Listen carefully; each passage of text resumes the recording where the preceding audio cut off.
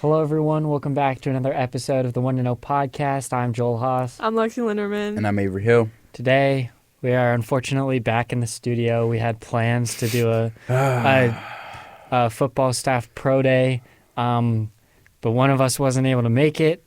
As you can see from the three of us who are here, three of us were able to make it. So instead, we're just doing a regular podcast. You can connect the dots on that one. Remember for why I couldn't make the Olympics last minute? All I'm saying is I did some warm-up sets this morning. I was ready to go. Yeah. Today, we'll recap a press conference from James Franklin, the first one we've gotten all month. We'll hop into what we saw at Penn State's first practice of the spring, and then we'll round it out by talking about Penn State's recent commitment from David Davis. But, guys, to start it off, James Franklin, got to talk to him for 45 minutes, said a lot of stuff. What were your biggest takeaways from that? I think my number one takeaway was the linebackers. He got asked basically, the very first question asked him was, how are you replacing Kobe King? I think there's been a lot of speculation around that this offseason just because obviously Kobe played the mic. The two most experienced guys in that room now are Tony Rojas and Dom DeLuca, neither of which have experience playing the mic. And I honestly don't think it would make much sense for either of them to, just because they've played their whole careers not playing the mic, and I think that would just be a big adjustment this late, I guess, in the process. But he basically said, praised Kobe, was like, it's hard to replace a guy who, played that role for so long, and then basically, listed the entire linebacker room as, options, and the linebacker room is very unexperienced. There aren't a lot of guys who've seen sizable playing time outside of Rojas and DeLuca. I mean, you've got Keon Wiley coming off the injury. That was one of the first guys Franklin mentioned. They also went as far to talk about, Beckham D. He threw out LeVar Arrington II as a possibility. He basically threw out the entire linebacker room as a possibility. So, To me, it seems like they have no idea who's going to play the mic. I would place my early bet on Keon Wiley, most likely, and Samir Robinson played it during, garbage time this past season. But, yeah, I honestly just don't know. It seems like they have no idea who's going to play the mic right now, and I think that's a little concerning. Yeah, I guess at this point, it's not too big of a concern. It's not like they can't dip into the portal. Right, yeah. Say somebody hits somebody that has a spring game, of course. They see him oh, yeah, make a little, call under the table, I need a mic linebacker. But I think it is interesting to me because it's hard to replace Kobe King, and I wouldn't say because of his talent on the field, and it's not a knock to how he is. I think he was a great guy in run support. I mean, you talk about the fumble with Ashton Genty, his ability to get downhill, his ability to be smart and to make plays. I think that is very valuable. But Kobe as a leader, that Mike linebacker is the quarterback of your defense. Just seeing how Kobe led that defense. I mean, watching him even in practice, even though there was one time he jumped off, and I was like, aren't you supposed to be the captain? They're like, lock in, man. It was, what week was that? I think it was the week after Ohio State. Yeah, so I'm like, okay, Kobe. But outside of that, Kobe has been this, tremendous leader for the Penn State defense, and that's hard to replace. You can't just, slot somebody in. Somebody has to step up. I think if it was my bet, I would say Tamir Robinson would be the guy that steps up in terms of being a leader and just being able to actually play that mic as well. I don't think it's beneficial to move Tony to the mic. I think it limits him a little bit. But I also think kind of going off of that, something interesting Franklin talked about was having that 4-2-5 base this year. Obviously, they had 4-2-5 last year, but they did have a Sam backer. I know sometimes, it would be Dom, Tony, and Kobe King. So knowing that they're placing emphasis on we need just to have two linebackers to do it, that's obviously a telling sign on one, what the personnel they think they have there, but also what they have on the defensive front and in the back five, because obviously you need a strong back five, you need a strong front four. Your linebackers, it's not that they're not important, but I mean, it's a numbers game. There's two linebackers. There's only so much that they can do. They're kind of supplementary to everyone else. So I think that it was very interesting to see that obviously I don't think there is a clear direction for the Mike linebacker position, but I do think somebody steps up. I think that culture of Penn State, and I think Dan Connor is probably molding one or two or three guys to kind of fill in that role, because obviously Kobe held up that role for a good amount of time. Yeah, I don't think anyone's surprised that Penn State's opting to go with the 4-2-5. That's what they ran last year. It's what the guys know. And it's what Jim Knowles ran at Ohio State last year, and obviously had a lot of success with that. He did bring Caleb down into the box a little bit, and he kind of served as like a hybrid. So maybe Penn State will try and do something similar this year, maybe with Zachy Wheatley or someone like that. But even if you're running a 4-2-5, you're still going to have packages where you need a third linebacker on the field, or just when you have to sub guys out, they might not be able to play the full game, and you're going to have to bring someone in. You need kind of someone else you can trust, and right now it seems like there's nobody. Or if you ask James Franklin, it's everybody. He'll go through the entire roster, but it's like realistically, I don't think they know what they're going to do at that position. But I mean, like you guys said, the spring window is going to open soon, and it's pretty obvious that they'll be in the market if something becomes available. And then if not, they'll just have to figure it out. But they have recruited well enough at the position that you would think somebody could potentially step up and fill that role. Another thing James talked about, blue-white game. Yeah. He already said earlier that Penn State will be having the blue-white game. We already knew that. There were some schools across the country who have canceled it. Most notably, Nebraska was the first one to do it. What? Huh? Keep going. Yeah, we did. I don't know if we necessarily agree with the reasoning for that, but regardless, there are schools that have either canceled or modified their spring games.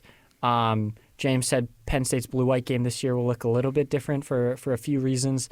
He wants to get rid of halftime because he said during halftime a lot of people like to leave, head back out to the tailgating lots. I wonder why. I mean, last year's game was like 3-0 at halftime. Yeah. And we were just sitting there at halftime. I'm like, why don't they just start this thing? Like, what are we missing? Like, and it's not like there's like a halftime show or anything. Yeah. So, no halftime this year, or at the very least shortened. And then the quarters will also be shortened. So just sounds like less football. I'm sure everyone who drives, 3-4 hours out to Penn State and sits in that traffic for another couple hours and sets up the tailgate and goes into the stadium and sits down is going to enjoy the 30-minute game that they get. But that's why they set up the tailgate. Let's be honest. That's why they set up the tailgate. I mean, I think we saw this heading in that direction. Honestly, I feel like it is a matter of he probably doesn't want to have the game, but again, citing the university reasons, he has no choice. I mean, he said the game is not going to be televised. Yeah. Like, you don't want to give your opponent or, other teams a look at your players and go take maybe you have your Mike linebacker candidate and, somebody related to Rick Pitino goes throws you some money under the table or something like that and gets you and gets them away from Penn State. So I get it. I get why teams are canceling, even though I don't agree with it. I think that it's probably a case of where he really does not want to play the game, so he's going to make it as watered down as possible. I mean, we saw what happened last year with the game. Yeah, we're going to make it competitive. You're going to have starters on both sides of the ball. We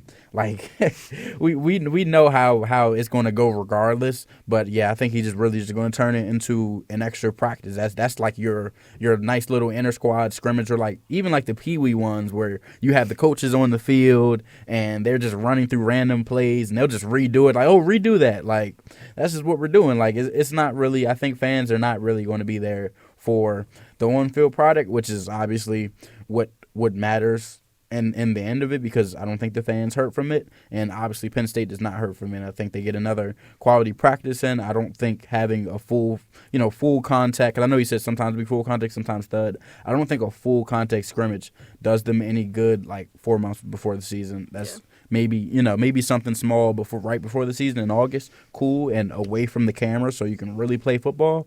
But I think that it doesn't add any value to have a full game where your team in a squad game where y'all are going against each other the whole time. Yeah, and I thought it was interesting. He said specifically that he doesn't want to get rid of the game because he wants to give fans a taste of what team could possibly look like this next season. I think, especially this offseason, I know fans are very excited about this team, and I also know there's definitely some guys that they want to see. They want to see Devontae Ross and Kyron Hudson so bad, and Franklin, they're going to get 3 real snaps. And I also think it's just it was never going to look the same anyway, just because of how long the season went. Franklin's talked all offseason that they're gonna be modifying the starters' reps even in spring ball. He talked about it yesterday that they're taking a very Olu Fashanu, Tyler Warren approach to it, where not giving them a ton of reps just because their bodies still need to rest up. But he also said it's a very fine line because they obviously still have things they need to improve on. And he went in not like in super detail about like Drew Aller, but in detail, like he said that like Drew still needs to improve, but then also, said before that like there's a fine line where like Drew obviously can't have all the reps in the world just because like they're modifying all the starters reps. So that was interesting from Franklin as well, and I also think it was interesting. It was the first we heard from him about Kyron Hudson and Devontae Ross. He seems very high on both of them, but obviously he hasn't. Spring ball just started. He hasn't seen them play much real football. So he basically said like not looking too far ahead, but he likes what he's seen from them so far. Mentioned the Iowa game for Devontae Ross as a big point of emphasis, and then Kyron Hudson just said is a guy like everyone seems to love. High school coaches, people at USC, everyone seems to love him. Everyone at Penn State already loves him. So. Yeah, that was another interesting thing I took away from Franklin's presser. But, yeah, blue-white game's going to look a lot different this year. Yeah, and I think, well, you won't see it in the blue-white game. I don't think it makes sense to show that. But I do think, talking about Devontae Ross, it'll be interesting to see if he continues that special teams role. I would assume he does. I mean, Nick Singleton did it, even though it was kind of like just stand back there. You're never really going to take it until, Maryland scores on you the first drive of the game, and you got to go take it back for 6 or almost 6 and get called back or whatever. But I think talking about that, like he had, 3 touchdowns. One was a punt return touchdown, and then, two receiving touchdowns, like absolutely dominant game against, a decent team.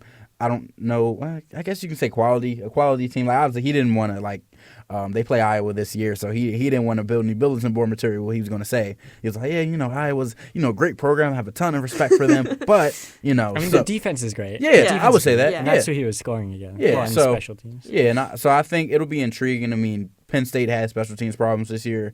At one point, it was just non-existent, and then at another point, it was just a negative for the team. So I think it would honestly just be very interesting to see how he comes along even this summer. I don't know if they will ever show any, punt return, kick return reps at practice or whatever. But, if they do and he's back there returning, at the very least, punts at his size or whatever, with him being, nifty and everything, it'll be very interesting to see how he comes along. I think it's also worth noting that the Temple head coach had a press conference earlier in the week and said that Penn State reached out about hosting a joint practice, whether that just means practicing together or doing some sort of scrimmage for the spring game, because Dion at Colorado and Brown at Syracuse, I think have kind of been hinting at kind of doing something like that, some kind of scrimmage for their spring game. Maybe Penn State and Temple can get something going. I don't know if that'll develop into anything, but that was something that we saw the reports of recently. So that's interesting to note. Let's see, what else did Franklin talk about? He talked about his morning routine. Yes. You get the Saratoga water and you dunk the face. And then, he shaves every morning at 4:45 a.m. Get the body right. Yeah. Nice and shiny. Take Sundays off. Remember, everyone? Day of rest. If you need to shave your head, take Sundays off. Sundays are the day for the body. Let it breathe. That's all. Also, injury updates. Yes. I think it was, Tony Rojas, Anthony Donko, and Rappleyea were the 3 that we've kind of had questions about, what their status is going to be. All of them have kind of sustained injuries, whether during the season or the off season. And Franklin didn't provide a very clear update, never really does, but said that none of them will be fully healthy for the start of spring ball.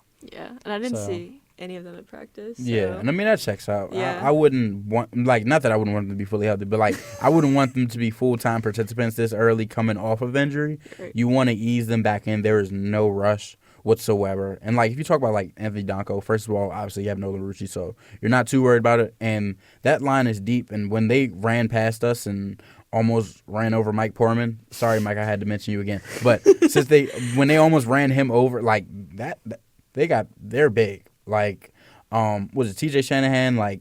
Seeing him go by, he got the mullet, right? Something like that. I don't know. Whatever he had, they're just ridiculously big. So I think they're fine in the aspect of how is the team going to look. Obviously, you saw Luke Reynolds. If you haven't seen it, on Joel Haas's X page, which is it's Joel_Haas1. Hit the follow. At Joel_Haas1, you will see Luke Reynolds' catch over Colin Dinkins. Yeah. So obviously, as a depth concern, you shouldn't be too worried. Only one obviously is Tony Rojas, but again, it's your 4 months, 5 months until the season's actually going to start. So I don't really think it's a big concern unless they had any, type of injury that they would be out for that long an extended period of time. So, I mean, I think for now, get healthy, get them back to football shape, and honestly, I wouldn't expect to see much of them until June. Yeah, especially like they gave us Tony Rojas for Mediathon Explorers program when like it was already like kind of like known that he was hurt because he was seen in that sling at the Ohio State basketball game. So like I think that he just like I think he's gonna be like I think. Well, he's he gonna be told fine. us Yeah. at the Explorers program he was back to 100%. Yeah. And then James says no, he's not. It's so. probably just like a modify rep thing and like taking it Yeah. easy That's what with I the think. injury. You Like, don't need to rush it right now. yeah, no.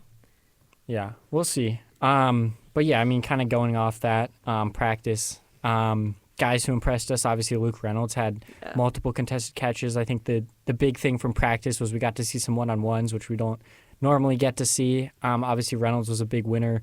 I got to see 2 reps from him both. I think he was being held on both of them Yeah. pretty egregiously.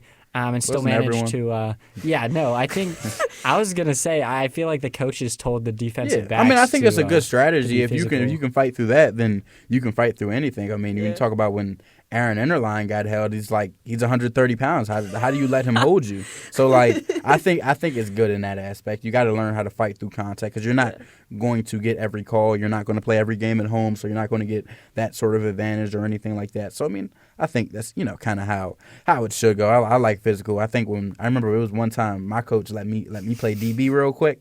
Oh yeah, I held the whole time, and I hit him with the. Come on now, so yeah. I mean that's just kind of how it is. I think it was kind of interesting to see the guys out there. I think it was Elliott Washington. He made a good play. Yeah, he had a he's good game. continuing his run of being that dominant offseason player. We'll see if it translates to the season. But I feel like he's been trending up since honestly the start of last season. You saw his role increase a little bit. You see him. He had to pick early in the season. Couple more plays later in the season, and just having those winter workouts. Like they're not giving you winter workout player of the week, whatever it's called. For no reason like this, so for that to continue into the first day of spring ball is good, and it's also just infectious. I think players are going to see that, and honestly, if I'm a DB and I couldn't get not a single one of them away from him, it's going to inspire me more. So I think it'll be very interesting to see how the DB room shapes up, and especially how Elliott Washington ends up this season, because he could take over a huge role essentially. Yeah, because I actually thought him and Audavian Collins both looked really good. Yeah. And Yeah, they're David Collins looked good as well. They're Yeah. kind of the 2 guys who are in that competition for the corner spot. So it'll be interesting to see who comes out of that. But I think Penn State will be in a good spot there regardless of where they go. I was pretty impressed. I also thought, and there are a lot of people on Twitter who are going to hate this, but I thought Liam Clifford looked pretty good out there. I think he was gunning for that starting spot. He did. I mean, There- I would hope so at this point. I'm just saying, you got a lot of reps. Yeah. A lot of time to work on your craft. But Just I feel saying, like I feel like Liam Clifford, like, this is gonna sound weird. Like I feel like he's like a practice merchant. Like I feel like he always looks good. Like he looked like good in practice last year too. And like Franklin would be like, we're so impressed with his speed and everything. Like Franklin would hype him up so much, and then he just like never like did anything. So like I'm not saying Liam Clifford can't take the next step, but like I mean, it's first day of spring ball, like, Yeah, it's exactly. one-on-ones. Like, it's not like you're playing 5 AJ Harris's every snap, like, or if you look across the country, the other corners across the country, like, what's buddy coming out of Texas? Jade Barron. Like, it's not like you have Jade Barron strapped on you like the whole time. So like, obviously you take it with a grain of salt. It's the first day of spring ball. Oh, yeah. First day in pads, of course. So that's going to make a difference. But I think that the cornerback room did look good to me. I mean, Yeah, it obviously outside of the holding and even looking at the safeties, I mean, Zakee Wheatley looked like Zakee Wheatley. Oh yeah. Like, and he was bringing the energy. He's really stepping up in the way that he's needed to. It's not like he, didn't step up before, but obviously you don't have Jalen Reed, which he was a big vocal leader, and obviously, as we talked about, no more Kobe King, things like that. Like, the defense, honestly, you can really argue that it is Zakee Wheatley's defense. Yeah. So I think that it's very important to see how he steps up, not just as a player, but as a vocal leader, and I think that yesterday was a really good example of that. Yeah. I also think Devontae Ross looked pretty good during one-on-ones. Like, you can definitely see the speed that he has, like, just the natural burst. I mean, he completely lost Kenny Woosley on a crossing route, which, like, obviously I don't think Kenny Woosley's going to be a starting cornerback, but Really? I just think that, like, I think, that's what fans are going to be, like, waiting for these practice videos of Devontae Ross and Kyron Hudson, like, every week just because they just Kyron Hudson did drop like one rep during a 1-on-1, but overall I think both of them looked good enough. But again, like, first day of spring ball, we'll see. Yeah, it's first day, and I think those two, like Devontae Ross and Kyron Hudson, their profiles are very fun to watch. Yeah. Kyron Hudson's like the big long receiver who's going to make the big catches. Devontae Ross is the fast receiver. Love to watch him play. Like, I want to see how he stacks up, especially considering watching in person Tez Johnson, who ran like a 4.63. But either way, watching Tez Johnson out there, like, I could see him being that type of guy. Yeah. I don't think we saw enough to say how he is as a route runner. I didn't watch too much film at Troy to be able to say, okay, he's a great route runner. We'll see how that works out. But, I mean, I think there is potential there, especially just with his speed. Like, Kotelnicki knows how to get guys open. So if he can get him open, he's going to take off. And so, yeah, I think it would be very interesting, even just to see how he's used. He could be used as a gadget as well. He could be a non-tight end version of Tyler Warren. Like, hey, just saying. Just throwing things out there.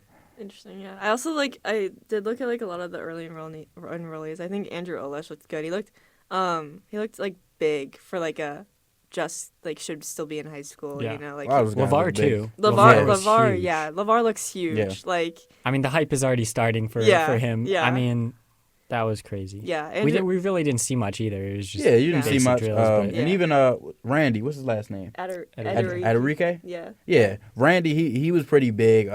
He did kind of sometimes. It doesn't look like he's obviously all the way there yet, which is, I mean, he literally just got there. That's not really anything to like bat an eye about.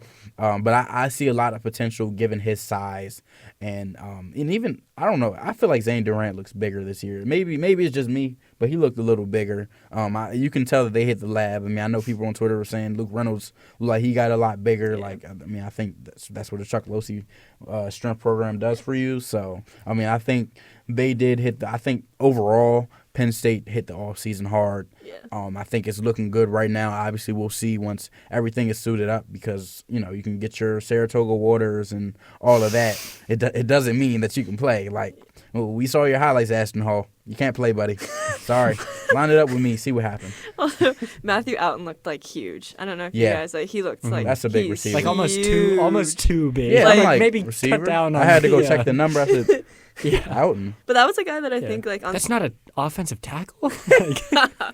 I think that was a guy that like the recruiting coordinators were really high on National Signing Day. Like when people ask, like about the obviously wide receiver recruiting, so that's what the big question mark has been the past couple of years. That was a guy that they brought up a lot as like kind of like a under the radar guy that they think can be really good. And I mean, he looks the part, like for sure. I mean, obviously he just got to campus, so like I don't think he'll see the field this year, but definitely just like I thought all the early enrollees looked like big. I don't know. Max Granville as well is up to 247. Yeah, I didn't catch him out there, but I mean I know he's been eating his boiled eggs. Yeah, those boiled eggs, they're working, man.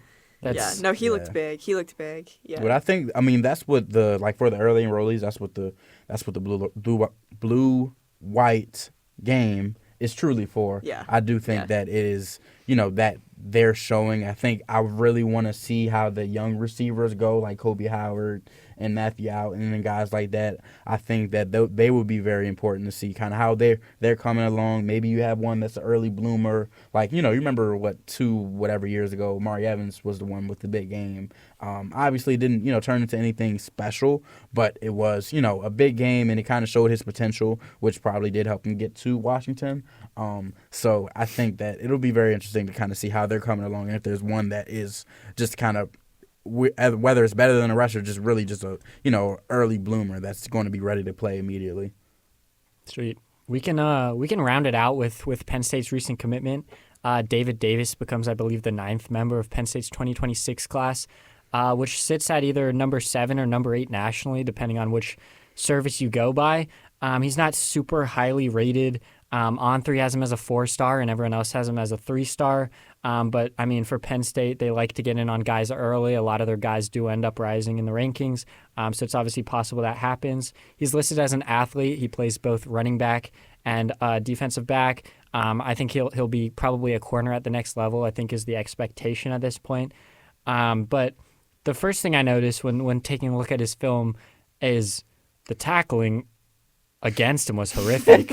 So the first thing I did This is was another Max Granville example. I had to look at what the competition level was. I think they're in 3A. If anyone knows, you can comment what Imani Christian Academy. I don't know what It's like division Western they're- Pennsylvania's 3A, which I don't know what that means. Yeah, I have but no they were clue what that like means. they were 77th in Pennsylvania. They were 11-1, but 77th in Pennsylvania, which is Yeah, the biggest thing to me, not I mean, really the best, but it's not terrible. Like I think Max Granville was like, but it's Texas, but like he was like, they were like 1,000 something. Sugar Hill. yeah, sure. Yeah, Sugarland. They were like 1,000 something in the state. So like, it's not terrible, but I mean, I think he does like. I think he has potential. I think I like the size that I saw from him on film. I think he's listed at 5'11", 180. We'll see if that's actually true. Probably about 5'10", maybe. But he could be a long corner. I thought he did have pretty good length from my initial view. So I mean, I think he has potential as either a long corner or like I know I saw some free safety on his like Max Preps account or whatever. So he probably mixes in a little bit of free safety. I think defensively, I think that's probably his fit. I think he's a little too long to be a running back, but I mean, we can see, and he can obviously end up saying, "Oh, I'm a receiver." Like he could end up running a 4.2, and we had no clue. Like, but yeah, I noticed tackling. Like he caught one, and the dude just bounced off of him. Like it was I'm like, what? Who taught you how to tackle, man? Like whole lot of he already arm in the end tackles. zone. Like Yeah. that wasn't even an arm tackle. That was a head tackle.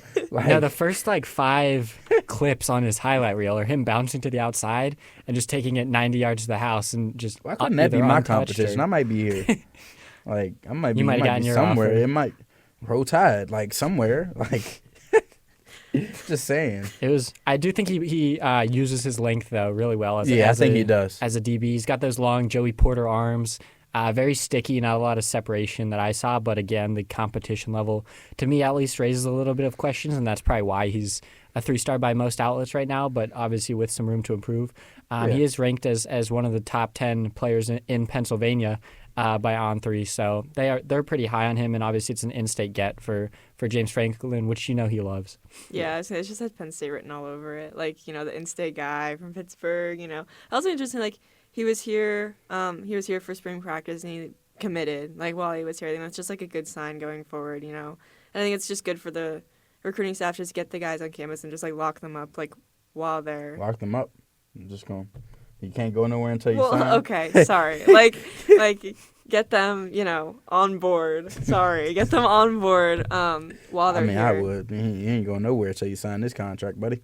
Come on, we got things to do. Just saying. Sounds like a recruiting violation, but that's it for today's episode of the 1-0 podcast. We'll be back with you next week, maybe with Lyle Allenstein if he decides to show up. Maybe with a pro day, maybe with a bench press. I'm just saying. I did like Maybe 10 with the yesterday. 40. Like, come Maybe on. with the 40. You never know what you're going to see next week, so tune in and check it out. But for more football coverage, you can find us at psucollegian.com and follow us on socials.